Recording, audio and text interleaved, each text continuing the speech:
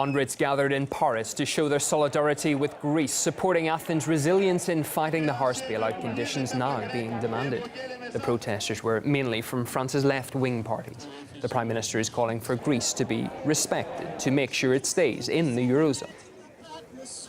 None of us knows the consequences of a Greek exit from the eurozone, neither politically nor economically. So we should do everything to ensure Greece stays in the eurozone. Do everything while respecting Greece and democracy, but also European rules. The Greek government should come back to the table and negotiate.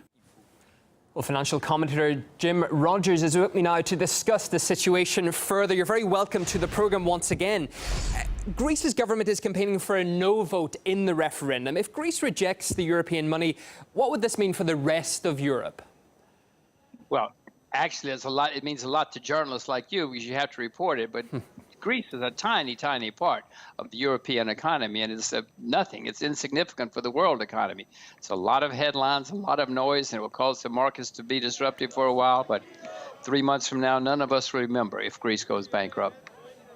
Greek banks will stay closed for a week. That's another big news story coming out. How is that going to affect the economy there? Well, of course, it's going to affect it badly. If you cannot get any money, you cannot spend it. And we're not reverting to a barter economy yet, anyway. But no, of course, the Greek economy is going to collapse this week and probably for a while. People are terrified, and you would be too. So would I. What about the overall picture here? Greece blames the EU for the debt crisis, but its finances and policies have been in a really bad state since joining the euro, really. Surely you should take some responsibility.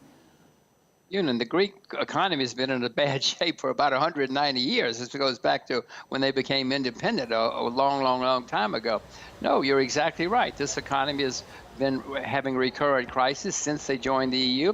This has been going on for several years now. If you ask me, what they should do is just go ahead and go bankrupt, get it over with, and start over. But all of this calling names and blaming it on other people is not going to do any good. Citizens are being restricted to withdrawing only €60 a day from their bank accounts, as I said, for at least a week.